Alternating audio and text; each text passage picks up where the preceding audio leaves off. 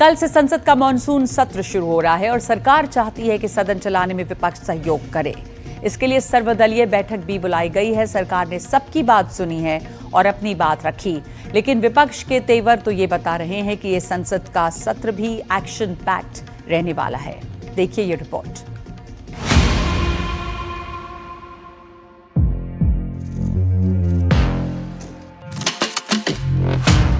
वे महत्वपूर्ण विषय हैं पहलगाम और सरकार को अपनी चूक के ऊपर अपनी बात रखनी होगी। हिंदुस्तान की विदेश नीति पूरी तरह से फेल हो गई। अब कोई भी हमारे साथ नहीं। देश जवाब मांग रहा है कि वो 4 थे, 3 थे, 6 थे, 10 थे, कौन थे कि पार्लियामेंट ने और सरकार ने उनको जवाब देना चाहिए। सारे मुद्दे को क्या क्या चर्चा होना नहीं होना वो बीएससी में तय होगा।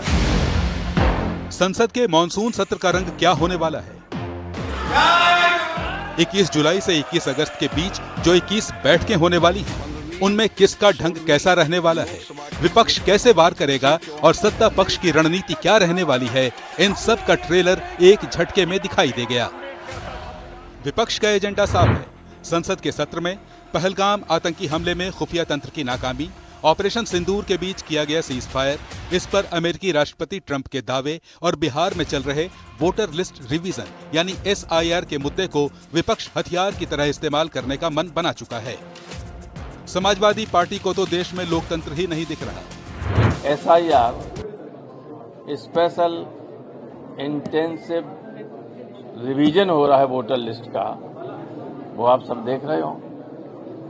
भारतीय संविधान के अनुच्छेद 326 में ये है कि जो 18 साल का है हो गया है और भारत का नागरिक है, उसको वोट रजिस्टर कराने का अधिकार है।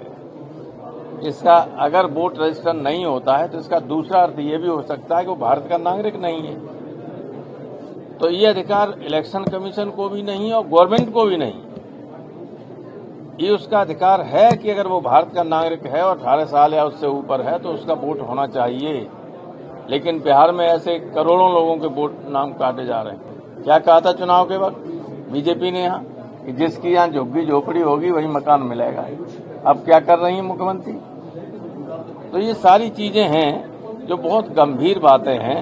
इन पे मुझे नहीं लगता कि गवर्नमेंट कोई चर्चा कराएगी। ये हमेशा इस तरह की मीटिंग होती है चुनाव से इसके पहले, सेशन से पहले, और उस पर अमल कभी नहीं होता है।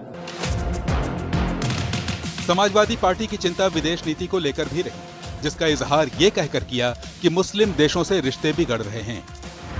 हिंदुस्तान की विदेश नीति पूरी तरह से फेल हो गई। विदेश नीति वो सफल होती है जिसमें हमारे मित्र देशों की संख्या बढ़े और शत्रु देशों की संख्या घटे। अब आप चारों तरफ हिंदुस्तान से लेकर दुनिया के किसी कोने में देख लीजिए, ऑपरेशन सिंदूर पर या पहलगाम की घटना पर दुनिया के किसी भी देश ने हमारा साथ नहीं दिया। अब कोई भी हमारे साथ नहीं, मुस्लिम नॉन मुस्लिम कोई भी हो। विपक्ष की तरफ से आरोपों की इस बौछार से पहले सरकार ने सर्वदलीय बैठक बुलाई थी, जिसमें 51 दलों के 40 प्रतिनिधियों ने हिस्सा लिया। केंद्रीय मंत्री JP नड्डा की अध्यक्षता में बुलाई गई सर्वदलीय बैठक में सरकार की तरफ से संसदीय कार्य मंत्री किरेन रिजिजू और राज्य मंत्री अर्जुन राम मेघवाल ने अपना पक्ष रखा। विपक्ष की शंकाओं का समाधान करने की कोशिश की और विपक्ष का सहयोग भी मांगा, लेकिन लगता है मॉनसून सत्र के लिए विपक्ष अपना एजेंडा पहले ही तैयार कर चुका है।